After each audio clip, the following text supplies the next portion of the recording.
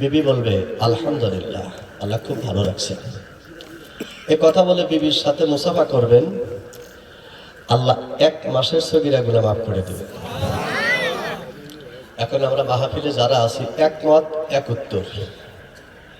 আমি আপনাদের কাছে জানতে চাই, পুরুষের সাথে পুরুষ হ্যান্ডশেক করলে কয় দিনকার গুনাহ মাফ? সগীরা গুনাহ কয় দিনকার মাফ? 7 দিন। আর বাড়ির স্ত্রীর সাথে হ্যান্ডশেক করলে কয় দিনকার গুনাহ মাফ? এবার আওয়াজ দিয়ে কোন বরকত কার মধ্যে বেশি? কইবার চাই নাকি আবার? কার মধ্যে বেশি? স্ত্রীর মধ্যে 21 দিন বেশি। কয়দিন? সাপোজ ধরছি 21 দিন বেশি। এই আপনাদের এই নেওর গাছা, শ্রীফলগাতি ও সোয়ার শ্রীফলগাতি আলেম ওলামা যত সাধারণ এবং জ্ঞানীগুণী মারেফতের লোক আছে, আমার প্রশ্ন, আজকে আল্লাহ হায়াতে বাঁচা রাখলে পাস করে চলে যাব, আবার আসতে পারি। এই 1 বছর টাইম দিলাম, এই বাড়ির স্ত্রীর সাথে হ্যান্ডশেক করলে 1 মাসের সগীরা গুনাহ মাফ, আর পুরুষে পুরুষে হ্যান্ডশেক করলে 7 দিনকার সগীরা গুনাহ মাফ। কি কারণে এই স্ত্রীর সাথে হ্যান্ডশেক করলে 1 মাসের সগীরা গুনাহ মাফ? এই 1 মাসের মধ্যে আপনারা এটা বাই করে আমাকে জানাবেন। কি কর? নাম্বার দেওয়া দেয় 01724629065, এই নাম্বার ফোন দিয়ে আমাকে জানাইবেন ইনশাআল্লাহ। মা বোনেরা মনে মনে কইতেছে হইছে কাম, বক্ত একটু পাইছি, বরকত খালি আঙ্গুর মধ্যেই আসে রে। আসলে তোমরা মায়ের জাতি, বরকত তো থাকবেই। কি কর? আলহামদুলিল্লাহ কর। আলহামদুলিল্লাহ আলহামদুলিল্লাহ নাহমাদুহু ওয়া নুসাল্লি আলা রাসূলিহিল কারীম। أما بعد فأعوذ بالله من الشيطان الرجيم। সবাই পড়ি বিসমিল্লাহির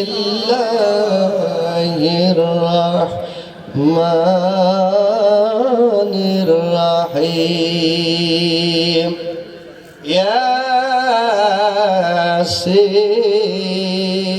ইয়াসিন والقرآن الحكيم إنك لمن المرسلين صدق الله العظيم الصلاة والسلام عليك يا رسول الله الصلاة والسلام عليك يا حبيب الله الصلاة والسلام عليك يا سيدنا المرسلين الصلاة والسلام عليك يا رحمة للعالمين لا إله إلا الله একসাথে لا إله إلا الله জোরে জোরে لا إله إلا الله لا إله সুবহানাল্লাহ ওয়ালহামদুলিল্লাহ। সবাই লা ইলাহা ইল্লাল্লাহ, এক যোগে লা ইলাহা ইল্লাল্লাহ লা ইলাহা ইল্লাল্লাহ। আইসরে একা যাইবারে একা, আইসরে যাইবারে একা, সঙ্গে নে বাকি, সঙ্গে যাবে 2টি নাম আল্লাহ আর নবী। ঠিক না ঠিক? সঙ্গে যাবে 2টি নাম আল্লাহ আর নবী লা ইলাহা ইল্লাল্লাহ। যাকে দিয়া লা ইলাহা ইল্লাল্লাহ সুবহানাল্লাহ ওয়ালহামদুলিল্লাহ। একসাথে সুবহানাল্লাহ ওয়ালহামদুলিল্লাহ লা ইলাহা নবীজি নবুয়াতি পেলাম, আবু জাহেল বাধা দিল। ঠিক না ঠিক? আমরা এই বাধা দিবার গেছিলাম, এখনো কিন্তু আবু জাহেলের বংশধর কিছু কিছু আছে, কথা কয় না রে। নবীজি নবুয়তি পেলা আবু জাহেল বাধা দিল, তাই তো নবী সারা জীবন, তাই তো নবী সারা জীবন কইরাছে কষ্ট খানি আমার দয়ার নবী কামলেওয়ালা উম্মতের রই কান্ডারি লা ইলাহা ইল্লাল্লাহ, চলে চলে লা ইলাহা ইল্লাল্লাহ সুবহানাল্লাহ ওয়ালহামদুলিল্লাহ লা ইলাহা ইল্লাল্লাহ সুবহানাল্লাহ ওয়ালহামদুলিল্লাহ লা ইলাহা ইল্লাল্লাহ। সৃষ্টির প্রেমে মাহবুব মাওলা সেই প্রেমে রাসূলুল্লাহ, ঠিক না ঠিক? আপনি কি ঘুমাইতেছেন? হ্যাঁ আলহামদুলিল্লাহ কর। আমি আপনাদের কোনোদিন দেখি নাই, আপনারা দেখছেন আমাকে? হ্যাঁ মোবাইলে দেখছেন? হ্যাঁ আমি আপনাদের দেখিনি, আজকে প্রথম আসছে। আপনি একটু টক টক করে জবাব দিবেন, কি কর? সিরাজগঞ্জ ডিস্ট্রিক্টের লোক তো খুব পাতলা, বিবেকের দিকে ভারী, বুদ্ধির দিকে ভারী, কিন্তু অ্যান্সারের বেলায় খুব টকটকা, কি কর? আলহামদুলিল্লাহ কর। আল্লাহ তাআলা সুন্দর সুন্দর উত্তর দেওয়ার তৌফিক দেয়, বলেন আমি। এই যে আমি যতক্ষণ কথা বলবো আপনি একটু টক টক করে সাথে সাথে উত্তর দিবেন, রাজি আছেন তো? আলহামদুলিল্লাহ কর। সৃষ্টির প্রেমে মাহবুব মাওলা সেই প্রেমেতে রাসূলুল্লাহ প্রেম নলে পরাইয়া, প্রেম নলে পরাইয়া বান্দালয় পাগল করি আমার দয়ার নবী কামলেওয়ালা, একসাথে দয়ার নবী কামলেওয়ালা উম্মতের রই কান্ডারি, এক জায়গায় দয়ার নবী কামলেওয়ালা লা ইলাহা ইল্লাল্লাহ, যাকে দিয়া লা ইলাহা ইল্লাল্লাহ লা ইলাহা ইল্লাল্লাহ সুবহানাল্লাহ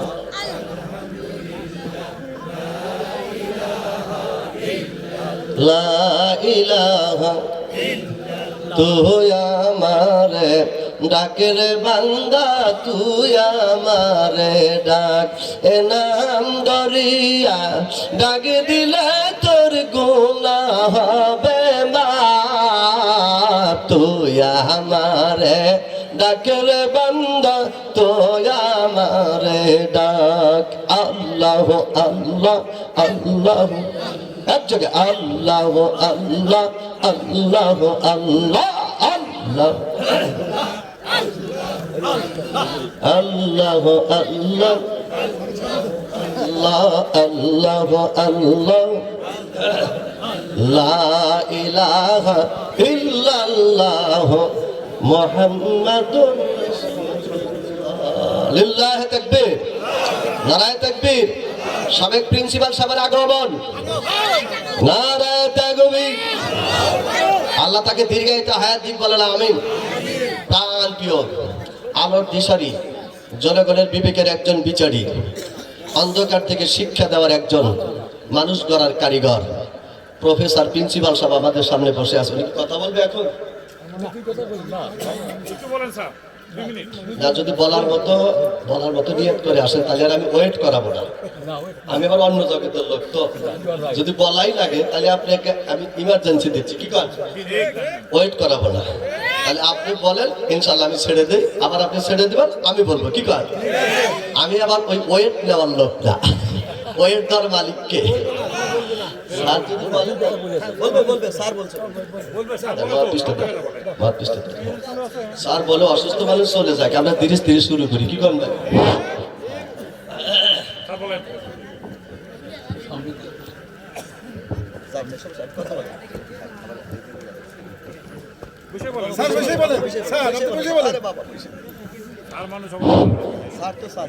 আসসালামু আলাইকুম ওয়া রাহমাতুল্লাহি ওয়া বারাকাতুহু। আপনারা ভালো আছেন তো ইনশাআল্লাহ? অসংখ্য ধন্যবাদ। এত রাতে আপনারা কষ্ট করে এই আয়োজকদের আমন্ত্রণে কবরস্থান এবং ঈদগাহ মাঠের সম্মানে, কবরস্থান কঠিন জায়গা, সেখানে যারা শুয়ে আছে তাদের রুহের মাগফিরাত কামনা করে বক্তা মহোদয় শেষে মোনাজাত করবেন। আমাদের মৃত্যু আত্মা সমূহের উপর শান্তি নাজিল হবে। এই কষ্ট করে যে আপনারা আসেন সেজন্য আমি ধন্যবাদ। আমার তো প্রায় সব ছাত্রই, তবুও সংক্ষিপ্ত পরিচয়টা দেই। আমি ব্যক্তিগত পরিচয়, আমি principal professor Abu Saeed Akand, Ullapara Akbar Ali college, Rangpur Carmichael college, Sirajganj সরকারি কলেজ, বগুড়া আইজুল হক কলেজ, আবার সিরাজগঞ্জ সরকারি কলেজের ভাইস প্রিন্সিপাল, এবং পরিশেষে আমাকে প্রিন্সিপাল করে দেওয়া হয়েছিল বরিশাল গভর্নমেন্ট টিচার্স ট্রেনিং কলেজে। এবং চাকরির শেষ সময়ে 1 বছরে আমাকে আবার বরিশাল শিক্ষা বোর্ডের চেয়ারম্যানের অতিরিক্ত দায়িত্ব দিয়েছিল। এই সমস্ত দায়িত্ব পালন শেষ করে আবার কিছুদিন বেসরকারি বিশ্ববিদ্যালয়ে চাকরি করে অবসর গ্রহণ করেছি। ইনশাল্লাহ আল্লাহর মেহেরবানিতে সস্ত্রীক হজ করে এসে এখন অবসর জীবনযাপন করি। উল্লাপাড়া শ্যামলীপাড়ায় একটা ছোটোখাটো থাকার আস্তানা আছে, সেখানে থাকি। আর দেশের বাড়ি আমি ইনশাল্লাহ একেবারে প্রত্যন্ত অঞ্চলের গ্রামের মানুষ। আমি আমার গ্রামের উন্নতির জন্য সর্বশক্তি নিয়োগ করে, সেখানে কবরস্থান ছিল না, 3 মাইল দূরে লাশ বহন করে নিয়ে মাটি দিতাম, সেখানে কবরস্থান করেছি। একটা হাফিজিয়া মাদ্রাসা করেছি, লীলা বোর্ডিং দিয়েছি, গ্রামের মসজিদকে পাকা করে দোতলা করে দিয়েছি, এবং 4.5 মাইল রাস্তা অবৈধভাবে কিছু টাকা ঘুষ নামক ব্যবহার করে সে রাস্তা ফাঁকা করে দিয়েছি। জনগণ আমাকে একটু সম্মান করে এবং তারা আমার প্রতি কৃতজ্ঞতা জানায়।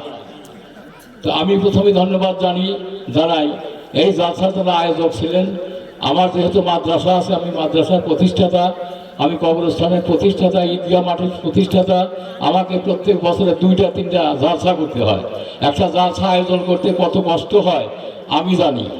কাজী আয়োজক মহল এই বিশাল আয়োজন যে করেছেন, তাদের পরিশ্রম সফল হোক এবং আল্লাহ তাদের এই পরিশ্রমের যাজা দান করুক, বলেন আল্লাহুম্মা আমিন। তো যাই হোক, বক্তা মহোদয় আমাকে একটু সময় দিয়েছেন। বয়স হয়ে গেছে অনেক, 79 বছর বয়সে পড়ছি।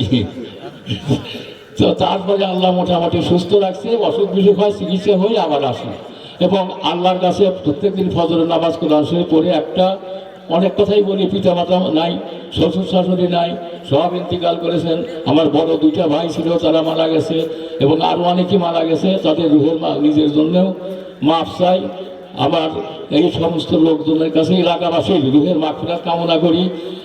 আমার একটা মেয়ে ছিল ঢাকা জগন্নাথ ইউনিভার্সিটির প্রফেসর, এবং সে 5-এ বৃত্তি, 8-এ বৃত্তি, SSC-তে স্ট্যান্ড, ইন্টারমিডিয়েটে স্ট্যান্ড, ঢাকা বিশ্ববিদ্যালয়ে অনার্সে ফার্স্ট ক্লাস ফার্স্ট, মাস্টার্সে ফার্স্ট ক্লাস ফার্স্ট, এবং 32টা BCS-এ এডুকেশন ক্যাডারে সে ফার্স্ট হয়েছিল।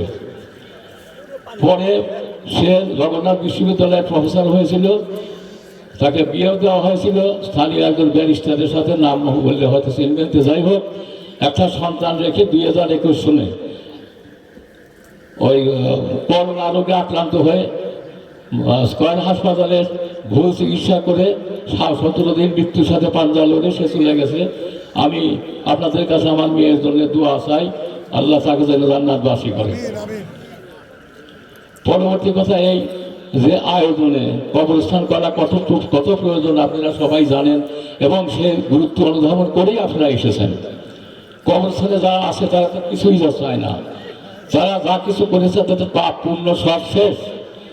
কবরে শুয়ে তারা কি পাবে? যদি উত্তরাধিকারী, সুন্দর উত্তরাধিকারী রেখে যায়, যদি করে, স্কুল কলেজ করে, মাদ্রাসা করে, মসজিদ মাদ্রাসা করে, কবরে শুয়ে তারা সওয়াব পায়। তো সেই কবরস্থান প্রতিষ্ঠা এবং এই মাদ্রাসা প্রতিষ্ঠা যারা করেছেন, তাদের সেই উদ্দেশ্য সফল হোক, তাদের রুহের মাগফিরাত কামনা করি। এবং আপনারা যারা এসেছেন, আপনারাই প্রকৃত দরদি, আপনাদেরই প্রতিষ্ঠান কবরস্থান অতীব জরুরি, জরুরি দরকার। মাদ্রাসা এগুলো আপনারা করেছেন, সেজন্য আমি এলাকাবাসী আপনাদেরই রক্তে গড়া এই সমস্ত প্রতিষ্ঠানের প্রতি আপনাদেরই দরদ বেশি। আমরা আসি হয়তো দুই কথা বলি, 2-10 টাকা চাই, দেই বা না দেই, কিন্তু প্রকৃত মালিক আপনারা। আপনারা এই পবিত্র ঈদগাহ মাঠ, তারপরে আপনার কবরস্থানের জন্য যতটুকু পারেন দান খয়রাত করবেন, এবং মাঝে মধ্যে জালসার মাধ্যমে, তাছাড়া প্রতি শুক্রবারে আমার ওই কবরস্থান প্রতি শুক্রবার অন্তত 300 লোক আসে। প্রত্যেক দিন কবরস্থানে ফজরের নামাজ পড়ে অন্তত 300 লোক আসে, একসাথে দোয়া করা হয়। আমার বাবা, আমার মা মারা গেছে, আপনাদেরও গেছে হয়তো, তাদের শুধু দাফন করে সেজে চলে যাওয়া, তারপরে 3 দিন 5 দিন আসেন, তারপরে আসেন না, কিন্তু তা উচিত নয়। কবরস্থানকে প্রতিদিনই আসবেন, অন্তত পক্ষে শুক্রবারে সকালে বহু লোক এসে একসাথে রাব্বির হামহুমা কামা রাব্বায়ানি সাগীরা এই বলবেন। তাহলে আমাদের পিতা মাতা আমাদের জন্য এত কিছু করে গেছে, তারা আর কিছু চায় না, শুধু দোয়া চায়। আমিও সহ, আমার সময় নাই থাকলে প্রধান বক্তা শেষে যখন দোয়া করতেন আমি হাত তুলতাম, কিন্তু আমার তো মানে বয়স হয়েছে, এখন দুর্বল হয়ে গেছি। আর একটা জায়গায় গিয়েছিলাম, সেখান থেকে এখানে আসলে টানের টানে যারা আমাকে দাওয়াত দিয়েছে তারা আমার পুত্রতুল্য ছাত্র। যে কয়জন আমাকে আগিয়ে আনছে এবং আমি আশেপাশে দেখতেছি এরা সবাই আমার ছাত্র। আমার ছাত্রদের মধ্যে আমার অনেকে চলে গেছে, তাহলে কে কোথায় কখন কীভাবে চলে যায় তা কিন্তু আমরা বলতে পারি না। আসার সিরিয়াল আছে, যাওয়ার সিরিয়াল নাই। কাজেই কে কখন চলে যাব, আমরা সবাই শেষ যাত্রার জন্য প্রস্তুতি গ্রহণ করি। ইমাম সাহেব, বক্তা মহোদয়, আমি এটুকু আসতে যেটুকু শুনেছি খুবই গুরুত্বপূর্ণ কথাবার্তা বলেছেন। আমি এই কবরস্থানে যারা শুয়ে আছে এবং এর জন্য যারা শ্রম দিয়েছে, মেধা দিয়েছে, অর্থ দিয়েছে, সবার মাগফিরাতের জন্য, অন্য কোনো কথা নয়। আমি একটা সংক্ষিপ্ত মোনাজাত করব, আপনার দয়া করে আমার সাথে একটা হাত তুলবেন। বিসমিল্লাহির রহমানির রহিম। আস্তাগফিরুল্লাহ ওয়া আতুবু ইলাইহি।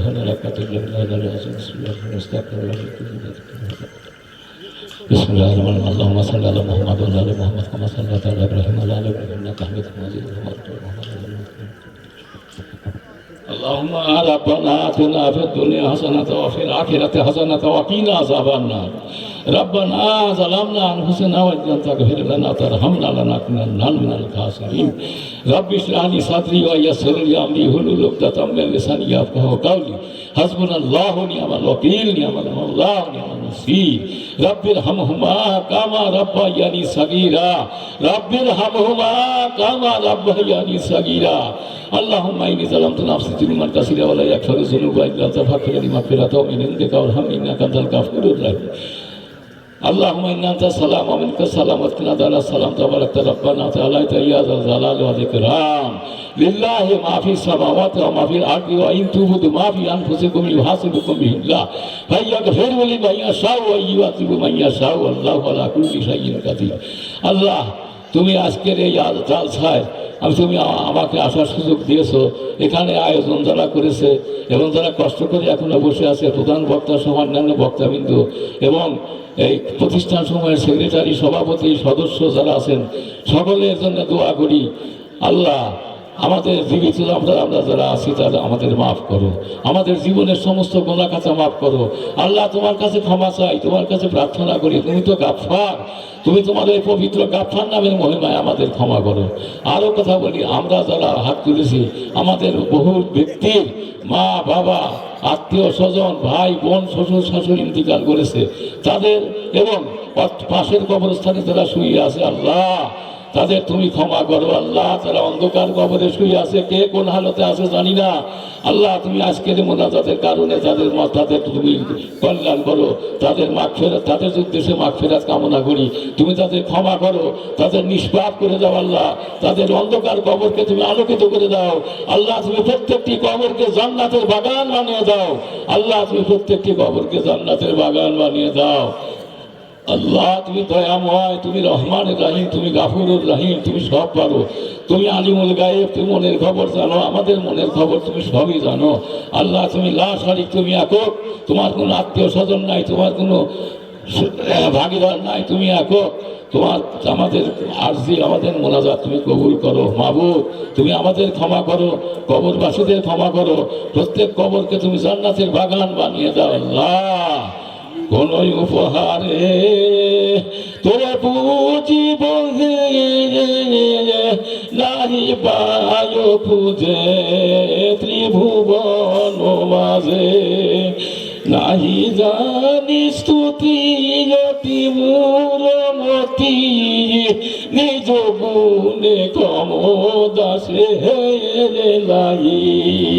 রক্ষা করো মোরে শত্রু হস্ত হতে, পদখঞ্জ করো পাপ পথে যেতে, বলে দিও মক্কা মদিনাতে যেতে, নিজ গুণে ক্ষমতাসে লাই। অগ্নিকুণ্ড হতে ইব্রাহিম বাসে, গভীর কূপ হতে ইসুফকে উঠাইলে, মিনদর হতে উতারিলে, নিজ গুণে ক্ষমতাসে লাই। গরু মাঝে যাবে পুনজিয়াইবে, আসি মন কীর্ণকির প্রশ্ন শুধাইবে, দিতে সে প্রশ্নের উত্তর তব শক্তি চাহি, নিজ গুণে ক্ষমতাসে লাই। আল্লাহুম্মা ইন্না আনতা সালাম ওয়া মিনকা সালাম, আসকিনা তাআলা সালাম তাবারাকতা রাব্বানা তাআলা ইয়া যাল জালাল ওয়াল ইকরাম বিরহমাতিকা ইয়া আরহামার রাহিমিন। সুবহান রাব্বিকা রাব্বিল ইজ্জাতি আম্মা ইয়াসিফুন, সালামুন আলাল মুরসালিন, আলহামদুলিল্লাহি রাব্বিল আলামিন। আমিন আমিন সুম্মা আমিন। ওয়া লা ইলাহা ইল্লাল্লাহু মুহাম্মাদুর রাসূলুল্লাহ। সবার কাছে আমি দোয়া চাই, আমার জন্য আপনারা দোয়া করবেন, আর আপনাদের জন্য আমি দোয়া করি। আল্লাহ সবাইকে সহি সালামতে রক্ষা করুক, স্বাস্থ্য গতি ভালো রাখুক। আসসালামু আলাইকুম ওয়া রাহমাতুল্লাহি ওয়া বারাকাতুহু। হুজুর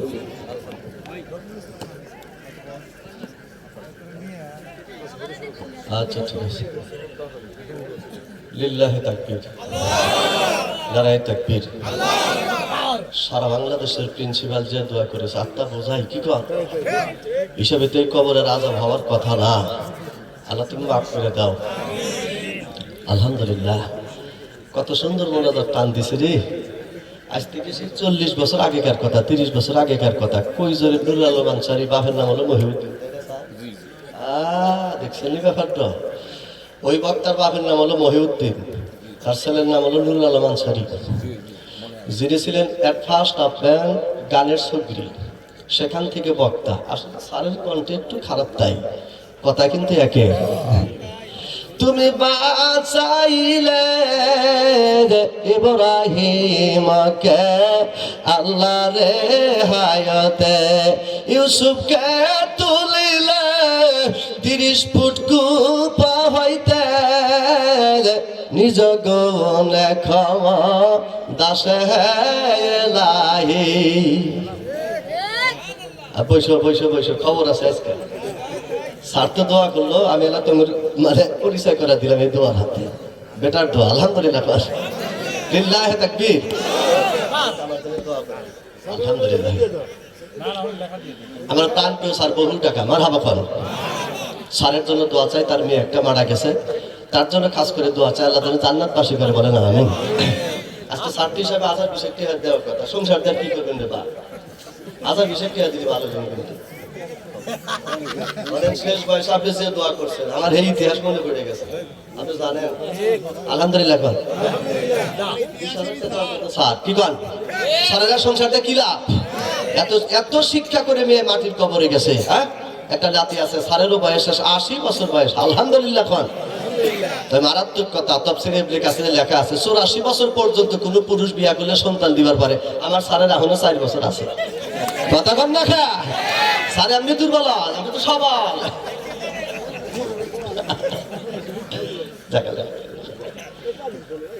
আলহামদুলিল্লাহ রাব্বিল আলামিন। আজকে মাহফিলের সম্মানিত সভাপতি আলহাজ মোহাম্মদ শামসুল হক মন্ডল সাহেব নেওয়ারগাছা, সহসভাপতি আলহাজ মোহাম্মদ জামাত আলী শ্রীফল কাতি, আমরা সকলে তাদের দুজনে হায়াতে তাইয়্যিবা কামনা করি বলে আমিন।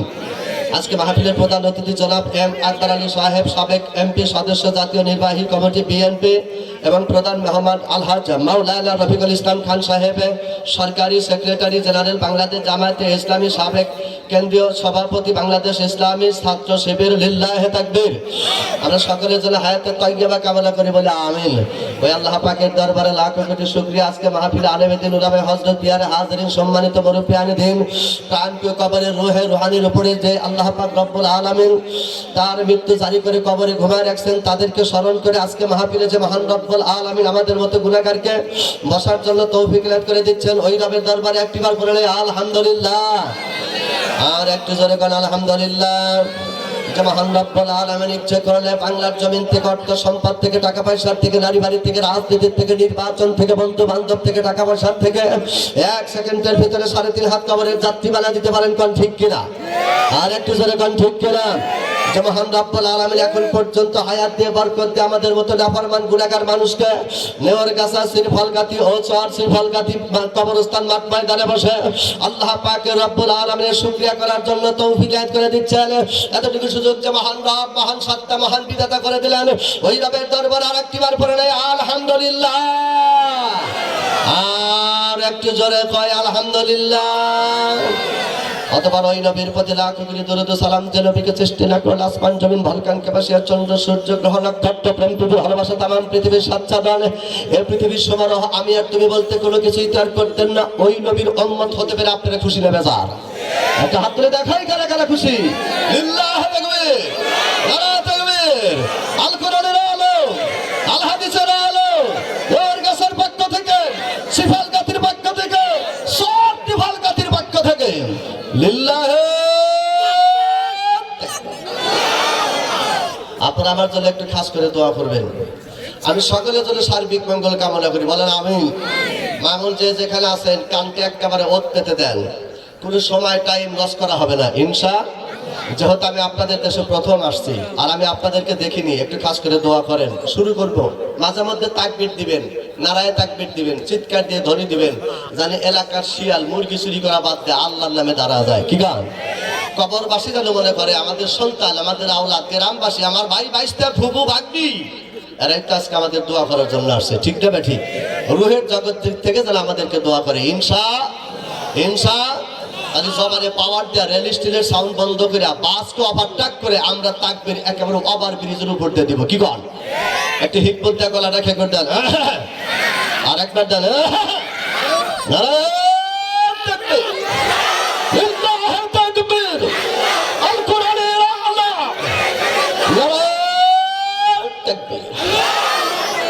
এলাকার মানুষ জানে বক্তার শ্রোতা এক, তোরা চা থাইকা দেখ। কি গান? শুরু করছে আল্লাহর কোরআন থেকে ইনশাআল্লাহ। আমি আপনাদের সামনে তেলাওয়াত শুরু করছি। লিল্লাহি তাকবীর, নারায়ে তাকবীর। প্রধান মেহমানের আগমন, আলহাজ মাওলানা রফিকুল ইসলাম খান সাহেবের আগমন, রফিকুল ইসলাম খান সাহেবের আগমন, নারায়ে তাকবীর। দ্বীনের খাদেমের আগমন, কোরআনের খাদেমের আগমন, মানুষ জনগণের খাদেমের আগমন। লিল্লাহি তাকবীর। হযরত মাওলানা রফিকুল ইসলাম খান সাহেবের আগমন। আলহামদুলিল্লাহ। আপনারা খুশি না বেজার? খুশি না বেজার?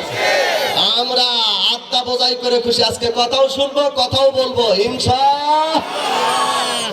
আলহামদুলিল্লাহি রাব্বিল আলামিন। আই বসেন, সবাই বসেন। আলহামদুলিল্লাহি রাব্বিল আলামিন। শুরু করছে আল্লাহর কোরআন থেকে ইনশাআল্লাহ। শুরু করব, নামাজ ওস্তাদকে দিয়ে দিব। হ্যাঁ, ওস্তাদকে দিয়ে দিব। এই শোনেন, ওস্তাদ তো খালি আপনি করেন, আমার ওস্তাদ। হ্যাঁ, অবশ্যই অবশ্যই দেবো। রাখেন রাখেন, ইনশাআল্লাহ দিতেছি। উনি আসছে মানে যে আমি একবারে শেষ, উনি আসছে মানে আমি একবারে শেষ।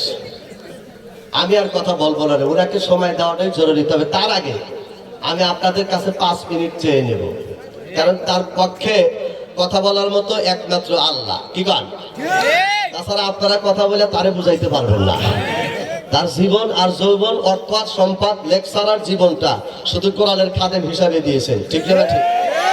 তাই বাজান আমি আর ওনাকে দেরি করাবো না। আল্লাহ পাক রব্বুল আলামিন যেন ওনাকে হায়াত দেন এবং তার লেকচার দেওয়ার জন্য আমি সবিলে অনুরোধ করছি।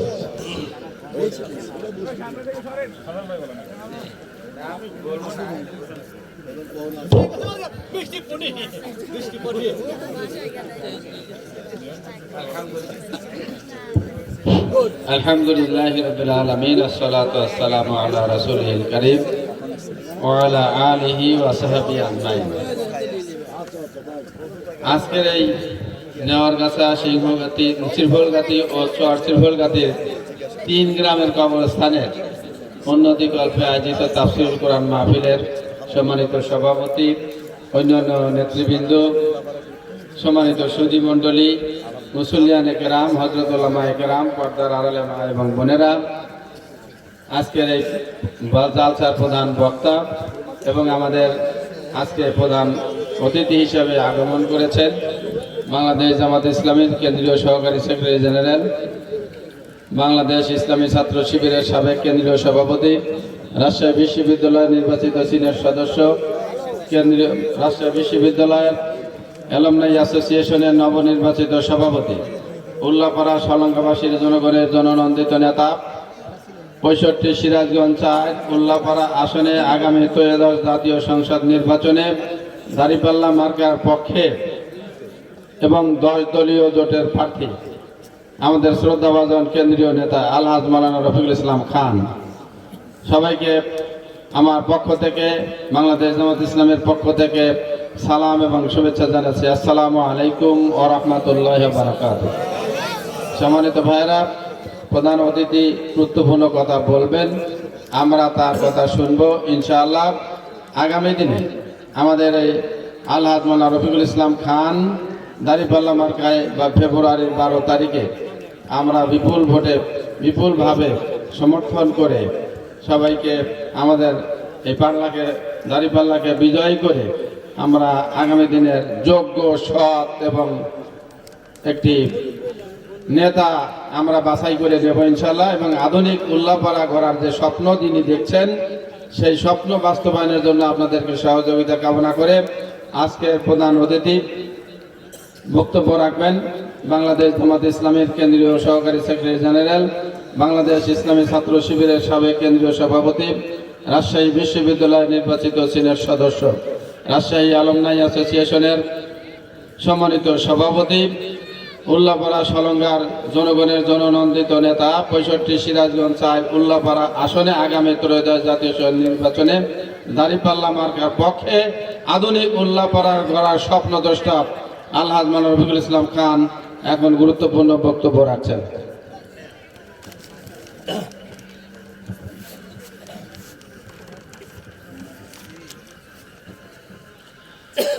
আলহামদুলিল্লাহ রাব্বিল আলামিন, আসসালাতু ওয়াসসালামু আলা রাসূলিহিল কারীম ওয়া আলা আলিহি ওয়া সাহবিহি আজমাইন। নেওয়ারগাছা, শ্রীফলগাতি ও চর শ্রীফলগাতি সম্মিলিত কবরস্থান ও ঈদগাহ মাঠের উন্নতি কল্পে আয়োজিত আজকের এই বিরাট তাফসীরুল কোরআন মাহফিলের মাননীয় সভাপতি, এই এলাকার সম্মানিত ব্যক্তি, বিশিষ্ট ব্যক্তি জনাব আলহাজ শামসুল হক মণ্ডল, সহসভাপতিত্ব করবেন আলহাজ মোহাম্মদ জামাত আলী শ্রীফলগাতি। আজকের এই অনুষ্ঠানের সম্মানিত প্রধান বক্তা, আন্তর্জাতিক খ্যাতি সম্পন্ন মুফাসসিরে কোরআন, বিশিষ্ট ইসলামী চিন্তাবিদ হযরত মাওলানা মোহাম্মদ আবু ইউসুফ মোল্লা।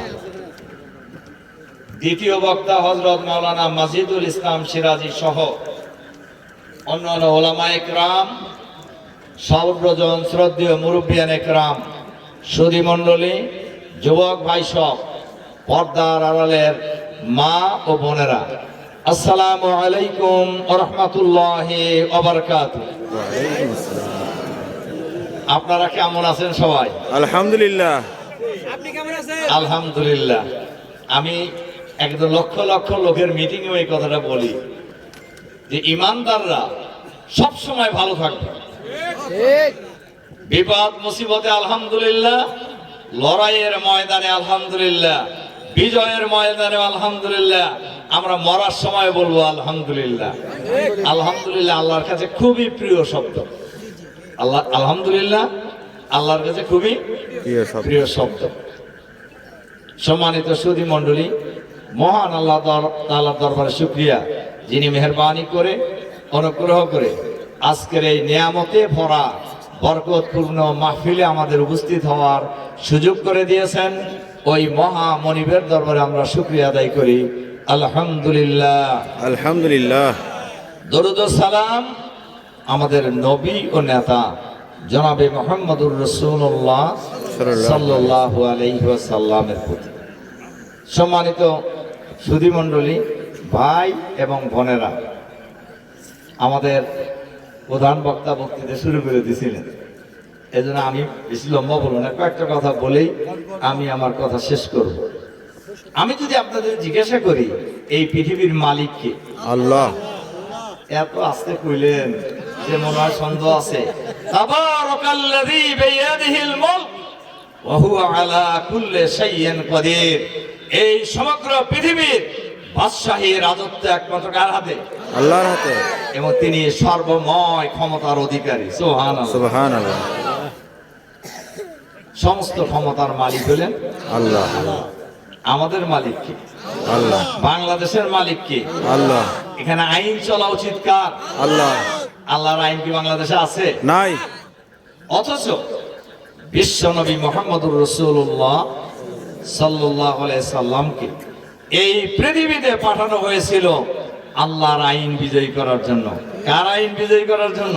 আল্লাহ। আল্লাহর আইন। কোরআন শরীফ বলছে কি দেখেন, আমি কইলে তো হবে না, আমি কইলে কি হবে না।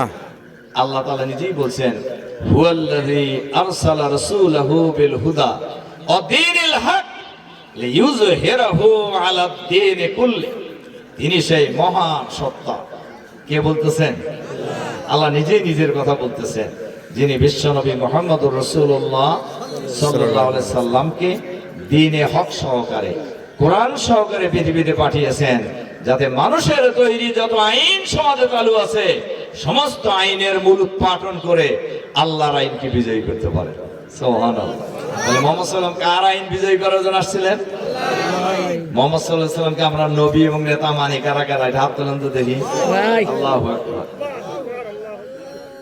আচ্ছা বলেন তো দেখি, মুহাম্মদ সাল্লাল্লাহু আলাইহি সাল্লামকে যদি কেউ নবী না মানে তিনি কি মুসলমান হতে পারবে? না। পারবে? লা ইলাহা ইল্লাল্লাহু মুহাম্মাদুর রাসূলুল্লাহ সাল্লাল্লাহু আলাইহি সাল্লাম। আল্লাহ ছাড়া কোনো ইলাহা নাই। মাবুদ নাই। মুহাম্মদ সাল্লাল্লাহু আলাইহি সাল্লাম আল্লাহর বান্দা এবং রাসূল। কি ঠিক? তাহলে ঈমান মুসলমান হইতে হলে আল্লাহর নবীকে নবী না মানলে কেউ মুসলমান হতে পারবে না। তিনি প্রধানমন্ত্রী হতে পারেন, এমপি হতে পারেন, মন্ত্রী হতে পারেন, ইমাম হতে পারেন, অনেক কিছু হতে পারবেন, কিন্তু মুসলমান হতে পারবেন না। ঠিক। মুহাম্মদ সাল্লাল্লাহু আলাইহি সাল্লামকে নবী বলে না মানে। না মানে। সেই নবীকে আল্লাহ তাআলা পাঠিয়েছিলেন আল্লাহর আইন বিজয়ী করার জন্য। তাহলে আমরা যারা মুহাম্মদ সাল্লাল্লাহু আলাইহি সাল্লামের উম্মত, আমরা কার আইন বিজয়ী করার চেষ্টা করব? বুঝিয়া কয় কার আইন? আল্লাহ। আল্লাহর আইন। আল্লাহর আইন বিজয়ী করার জন্য আমাদের সবার চেষ্টা করা উচিত। ঠিক। সবারই কি? আমি অনেক জায়গায় কথাটা বলি যে দেখেন, একজন লোক যদি নামাজ না পড়ে, নামাজ পড়ার কথা কে বলছে? আল্লাহ। আল্লাহ বলছেন আনাকিমুস সালাহ, তোমরা নামাজ কায়েম করো। এখন নামাজ যদি কোনো ব্যক্তি না পড়ে তাহলে তিনি নিজে ক্ষতিগ্রস্ত হবে। আর আল্লাহর আইন যদি বিজয়ী না হয় গোটা সমাজ ক্ষতিগ্রস্ত হবে। নামাজ পড়ার কথা যে আল্লাহ বলছেন কোরআন শরীফে, ওই আল্লাহই বলছেন আন আকিমুদ্দিন ওয়ালা তাফাররাকু ফীহি, তোমরা আল্লাহর দ্বীন কায়েম করো, অর্থাৎ আল্লাহর আইন চালু করো। তাহলে আল্লাহর আইন চালু করার হুকুম দিয়েছে কে? এই যে আমাদের হুজুর সহ আরো ওলামায়ে কেরাম আমি কিছু দেখতেছি, আরবি গ্রামার অনুযায়ী এটা হলো আমরের সিগা। আমার কথা কি আপনারা বুঝতেছেন? কিসের সিগা এটা? আমরের সিগা। আমরের সিগা মানে হলো নির্দেশ সূচক। আল্লাহ নির্দেশ দিতেছেন মুসলমানদেরকে, তোমরা আল্লাহর দ্বীন কায়েম করো। এই ক্ষেত্রে কোনো মতভেদ তৈরি করো না। তাহলে আল্লাহর দ্বীন কায়েম করার হুকুম কে দিছেন? কি বুঝে শুনে কয়েন? আল্লাহ দিছেন। দেখেন, আমাদের এই সমাজ, আমাদের এই প্রিয় জন্মভূমি বাংলাদেশ কত বছর হলো স্বাধীন হয়েছে? 54 পার হয়ে 55 বছর চলতেছে। কিন্তু চাঁদাবাজি কি বন্ধ হয়েছে? না। দুর্নীতি বন্ধ হয়েছে? না। খুনাখুনি বন্ধ হয়েছে? সন্ত্রাস বন্ধ হয়েছে? কেন হলো? আল্লাহর আইন এবং সৎ লোকের শাসন না থাকার কারণে। সম্মানিত সুধী মণ্ডলী, ভাই এবং বোনেরা, আল্লাহ সৎ লোকের শাসন যদি সমাজে চালু হয় তাহলে কি হবে? দেখেন কোরআন কি বলছে, ওয়ালাউ আন্না হালাল কুরা আমানু ওয়াত্তাকাউ লা ফাতাহানা আলাইহিম বারাকাতিম মিনাস সামাই ওয়াল আরদ। কোন দেশের মানুষ যদি ইমানদার হয়ে যায় আর সৎ লোক হয়, আল্লাহ ভীরু হয়, আল্লাহ বলছেন আমি তাদের জন্য আসমান এবং জমিনের বরকতের ভান্ডার খুলে দেব। বরকতের ভান্ডারের চাবি কার কাছে? লাহু মাকালিদুস সামাওয়াতি ওয়াল আরদ। আসমান এবং জমিনের বরকতের ভান্ডারের চাবি আল্লাহর হাতে। সম্মানিত সুধী মণ্ডলী, ভাই এবং বোনেরা, সুতরাং আল্লাহ চাইলে সম্পদ বাড়ায় দিতে পারে না? পারে। পারে কিনা? পারে। কমায় দিতে পারে কিনা? পারে। এটা কার হাতে? আল্লাহর হাতে। আওয়ালাম ইয়ালামু আন্নাল্লাহা ইয়াবসুতুর রিজকা লিমান ইয়াশা ওয়া ইয়াকদির। লোকেরা কি জানে না সম্পদ বাড়ানোর মালিকও আমি, কমানোর মালিকও আমি। বাড়ানো কমানোর মালিক কি? আল্লাহ। আল্লাহ। সম্মানিত সুধী মণ্ডলী, ভাই এবং বোনেরা, সুতরাং আমাদের এই বাংলাদেশ আল্লাহর আইন চালু হোক, সৎ লোকের শাসন চালু হোক, চাঁদাবাজি বন্ধ হোক, দুর্নীতি বন্ধ হোক। দেখেন, এই গত সরকারের আমলে বাংলাদেশে ঋণ আনা হয়েছে বিদেশ থেকে 96,000 কোটি মার্কিন ডলার। কত হাজার কোটি? 96,000 কোটি বাংলাদেশি টাকা না, মার্কিন ডলার। মানে 1 টাকা সমান 122 টাকা। আমার কথা কি বুঝতেছেন? আর বিদেশে পাচার হয়েছে 98,000 কোটি মার্কিন ডলার। কত, বেশি না কম? তাহলে যদি আপনি 1 টাকাও যদি ঋণ না আনেন, খালি দুর্নীতি বন্ধ করলে বাংলাদেশে এসে ভালো চলবে। আমার কথা কি আপনারা বুঝতে পারছেন? সম্মানিত সুধী মণ্ডলী, ভাই এবং বোনেরা, সৎ লোকের শাসন ছাড়া আপনি যতই চিৎকার করেন দুর্নীতি বন্ধ করতে পারবেন না, চাঁদাবাজি বন্ধ করতে পারবেন না। আচ্ছা বলেন তো, চাঁদাবাজি বেশি লোক করে না কম লোক করে? দুর্নীতি বেশি লোক করে না কম লোক করে? আমি আজকেও কয়েকটা মিটিং এর কথাটা বলছি যে আমাদের সমাজে এই যে ছেঁচড়া চোর আছে না, কিছু কয়টা চুরি করে? 100 টাকা, 200 টাকা, 500 টাকা। টেবিলের উপর যদি একটা মোবাইল দেখে, এদিক ওদিক তাকায় দেখে, কেউ দেখলো কিনা, আস্তে করে পকেটে নিয়ে বাজারে নিয়ে 200 টাকা বেচে গাঁজা গুজা খায় চলে যায়, তাই কিনা? এই চোর যদি ধরা পড়ে কি করেন আপনারা? হ্যাঁ, কেউ বলতেছেন যে পাইকারি দেন, কেউ বলতেছেন যে কোনো ধোলাই, আবার কোনো পিটুনিতে কিন্তু এই টাইপের চোরা মারাও যায় না? কিন্তু আমার আপনার এই দেশের সম্পদ যারা হাজার হাজার কোটি টাকা লুটপাট করে বিদেশে পাচার করে, তাদের কি শাস্তি হওয়া উচিত? কিন্তু এগারে কেউ ধরে? এগারে কেউ ধরতে পারে? আসলে যদি আপনার বেড়ায় যদি খেত খায়, সেই খেত খাওয়ানো কেউ টাকা দেবে? যারা সমাজে দুর্নীতি বন্ধ করবে, তারা যদি দুর্নীতি করে, আপনি বন্ধ করবেন কেমনে? আমি মাহফিলে এই টাইপের কথা বলি না সাধারণত, কিন্তু অনেক সময় বোঝার জন্য বলতে হয়। এই উল্লেখনায় আমাকে একজন কর্মকর্তা বলতেছিলেন 1 কোটি টাকার একটা কাজ স্যাংশন হয়েছে, 50 লাখ টাকা ওই অফিসের এক কর্মকর্তা বস্তা মাথায় করে একজনের বাড়ি দিয়েছে। আর থাকে কত? 50। এই 50 আবার ওই যারা আনা নেওয়া করলো ওরাও কিছু নিছে, আবার যে কর্মকর্তা কেউ নিছে কিছু, এরপরে আরো এদিক ওদিক কিছু দিছে, তাতে আরো 30 গেছে, থাকে কত? হ্যাঁ, 20। এই 1 কোটি টাকার মধ্যে কাম হয়েছে 20 লাখ টাকা। তাহলে 20 লাখ টাকা যে রাস্তা হয়েছে, যদি 1 কোটি টাকা খরচ করতো তাহলে এরা 5টা রাস্তা হইতো না? বলেন হইতো কিনা? তাহলে এটা যদি আপনারা চান তাহলে সৎ লোক ছাড়া কি হবে? হ্যাঁ, সৎ লোক ছাড়া হবে? এটা বোঝার জন্য কি বেশি জ্ঞান লাগে? এটা বোঝার জন্য বেশি জ্ঞান লাগে না। এই জন্য আল্লাহর আইন এবং সৎ লোকের শাসন লাগবে। আল্লাহর আইন এবং সৎ লোকের শাসন কায়েম হোক এই দেশে।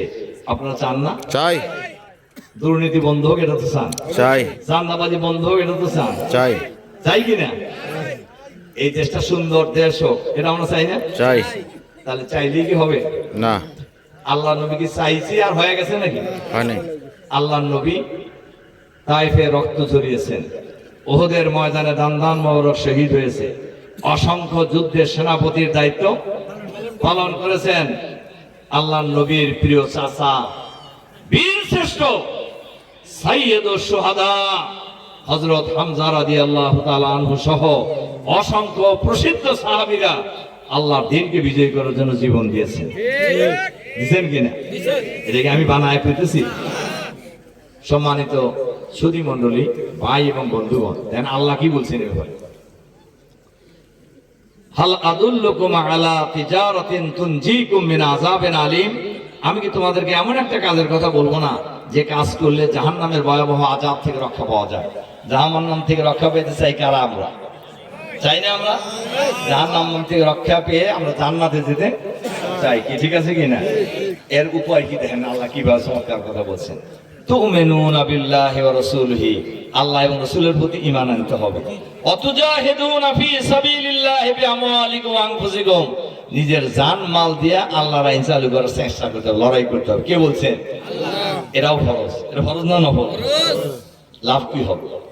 ইয়াগফির লাকুম যুনুবাকুম, আল্লাহ তাআলা সব গুনাহ মাফ করে দিবেন। সুবহানাল্লাহ।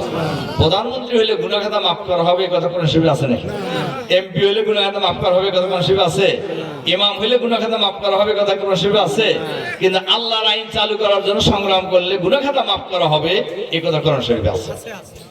শুধু তাই নয়, ওয়া ইউদখিলুকুম জান্নাতিন তাজরি মিন তাহতিহাল আনহার, এমন জান্নাতে প্রবেশ করানো হবে যে জান্নাতের নিচ দিয়ে ঝর্ণা দ্বারা প্রবাহিত, নহর প্রবাহিত হবে। এরকম জান্নাত আমরা চাই না? চাই কিনা?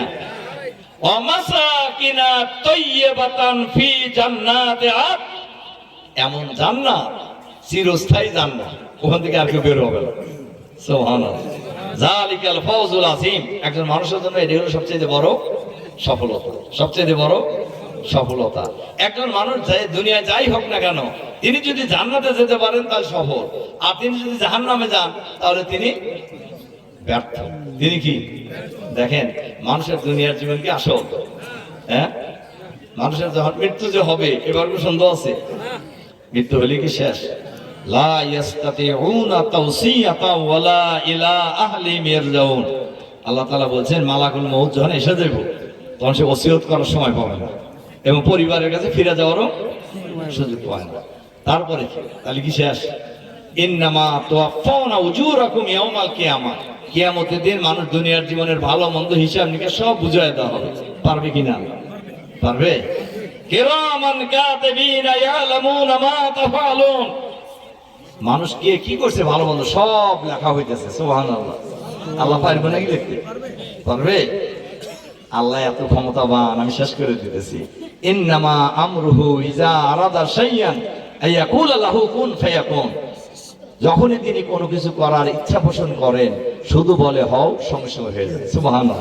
এত ক্ষমতা যে আল্লাহ, তিনি পারবেন না? এটা ফামান যুহজিহা আনিন নার ওয়া উদখিলাল জান্নাহ ফাকাদ ফাজা, যে ব্যক্তি জাহান্নামের ভয়াবহ আযাব থেকে রক্ষা পেয়ে জান্নাতে যেতে পারবে তিনি হলেন সফল। তিনি হলেন, আমরা ওই সফলতা চাই। চাই কিনা? চাই। সম্মানিত সুধী মণ্ডলী, ভাই এবং বোনেরা, ইসলামী রাষ্ট্র যদি বাংলাদেশে চালু হয়ে যায় খালি কি পুরুষের লাভ? মা বোনদের লাভ আছে না? ইসলাম, আল্লাহ নবী বলছেন মহিলারা হলেন মায়ের জাতি। কিসের জাতি?